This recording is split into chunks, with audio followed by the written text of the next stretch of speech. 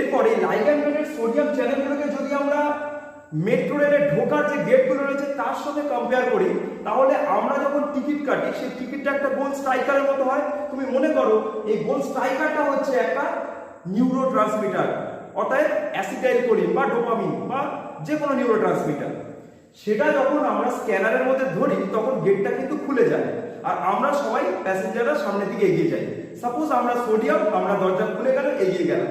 তাহলে এই ক্ষেত্রে এই নিউরোট্রান্সমিটার যখন এখানে সে বাইন্ড করলো, এই দরজাটা কিন্তু খুলে গেল।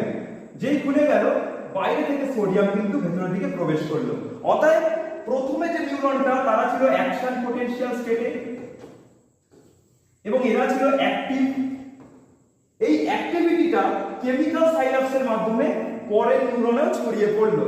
সেই রকম ভাবে কেমিক্যাল সাইনাপসটা আর ফাংশন করে থাকে। চলে আসো এরপর আমরা বুঝে নিই ইলেকট্রিক্যাল সাইনাপস।